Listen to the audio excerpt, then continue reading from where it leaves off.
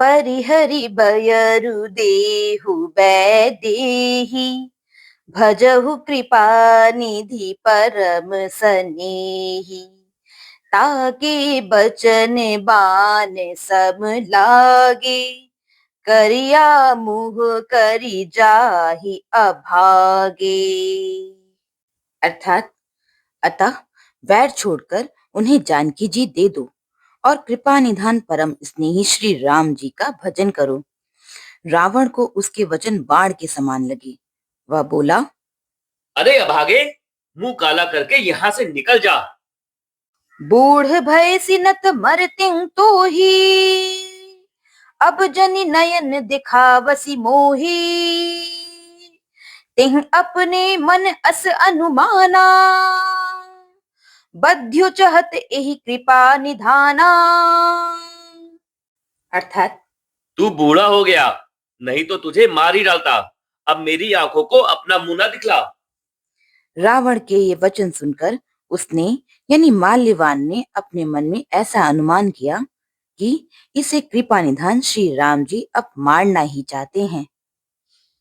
सो उठी गयौ कहत दुर्बाधा तब सकोप बोले घन नादा कौतुक प्रात देखी अहु मोरा करी हम बहुत कहूं का थोरा।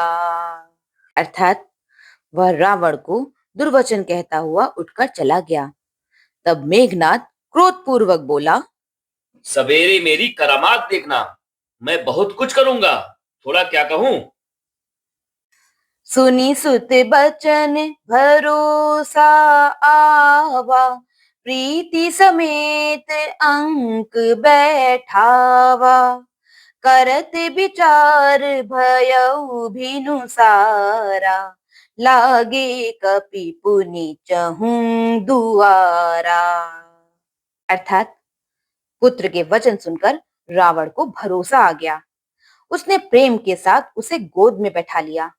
विचार करते करते ही सवेरा हो गया। वानर फिर चारों दरवाजों पर जा लगे।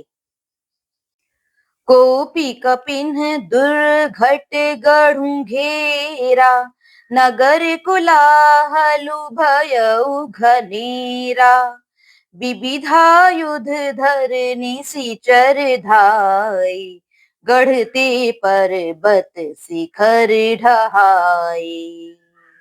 अर्थात वानरों ने क्रोध करके दुर्गम किले को घेर लिया। नगर में बहुत ही कोलाहल मच गया। राक्षस बहुत तरह के अस्त्र शस्त्र धारण करके दौड़े और उन्होंने किले पर से पहाड़ों के शिखर ढाए। ढाहे महीधर शिखर कोटिन्ह विविध विधि गोला चले गहरात जिमि पबिपात गरजत जनु प्रलय के बादले मरकट बिकट भट जुटत कटत न लटत तन जर जर भय गही सैल तेहि गढ़ पर चला वहीं जहां सो तहां निशिचर है। अर्थात उन्होंने पर्वतों के करोड़ों शिखर ढहाए। अनेक प्रकार के गोले चलने लगे। वे गोले ऐसा गहराते हैं जैसे वज्रपात हुआ हो और योद्धा ऐसे गरजते हैं मानो प्रलय काल के बादल हों। विकट वानर योद्धा भिड़ते हैं, कट जाते हैं, उनके शरीर जर्जर हो जाते हैं, तब भी वे लटते नहीं यानी हिम्मत नहीं हारते। वे पहाड़ उठाकर उसे किले पर फेंकते हैं। राक्षस जहां के तहां यानी जो जहां होते हैं वहीं मारे जाते हैं। मेघनाद सुनि श्रवण अस गढ़ु पुनि छींका आई उतरयो वीर दुर्ग ते सन्मुख चलियो बजाई सन्मुख चलियो बजाई।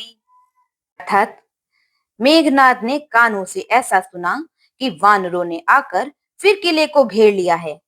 तब वह वीर किले से उतरा और डंका बजाकर उनके सामने चला। बोलो सियावर रामचंद्र जी की जय।